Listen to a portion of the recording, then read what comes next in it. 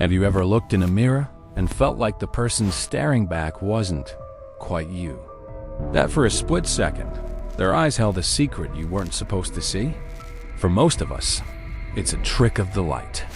But for centuries, people have whispered about certain mirrors that don't just show your reflection.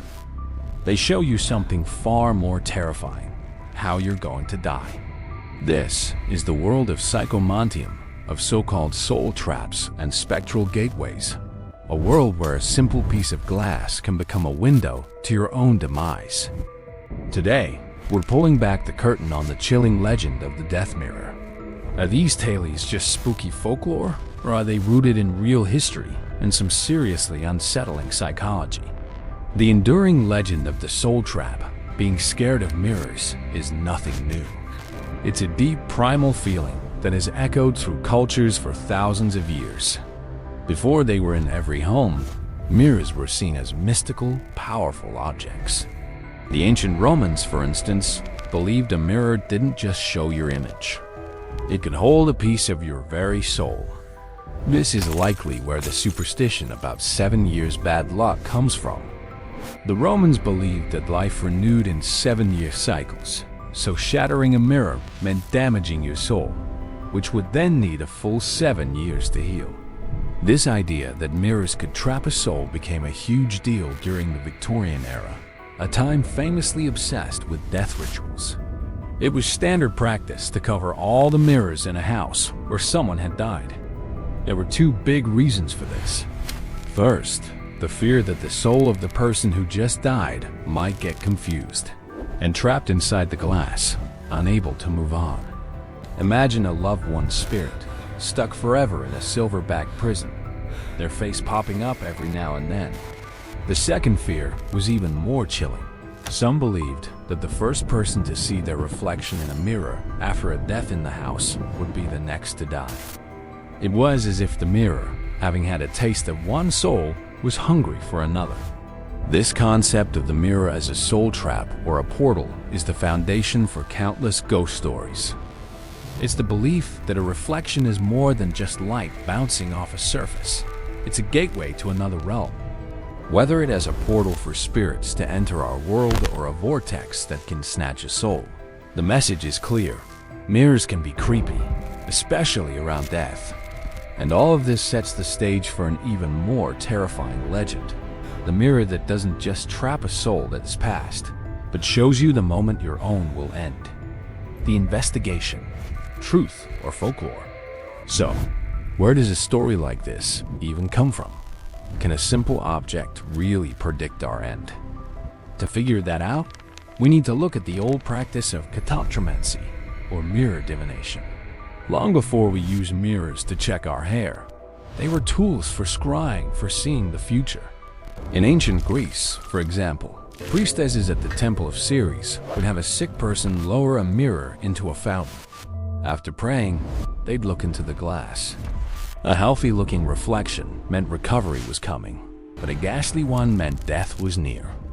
Later, in medieval Europe, famous figures like John Dee, an advisor to Queen Elizabeth I, used polished obsidian as a scrying mirror to try and talk to angels. For him and many others, reflective surfaces weren't just for seeing what is, but for peeking at what could be. But what if you look into a mirror and see something awful with no ritual at all? Well, science has a fascinating and frankly creepy explanation for that.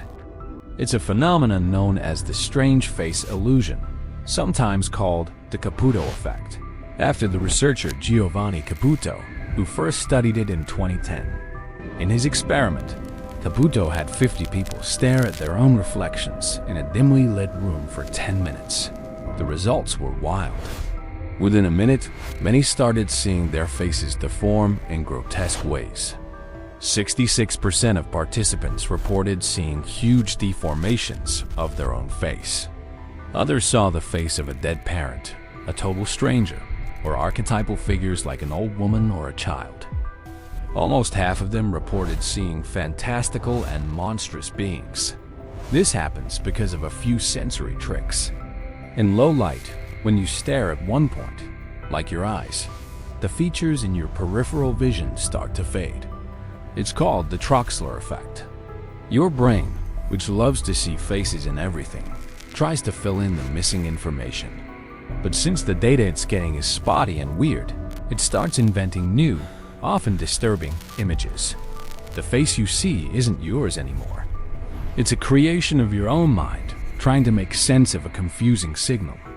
Suddenly, the idea of seeing a monster or a vision of your own death in a mirror doesn't seem so supernatural. It sounds more like a glitch in our own perception, a moment where our brain's programming turns on us. The line between a psychological glitch and a paranormal event can be razor thin.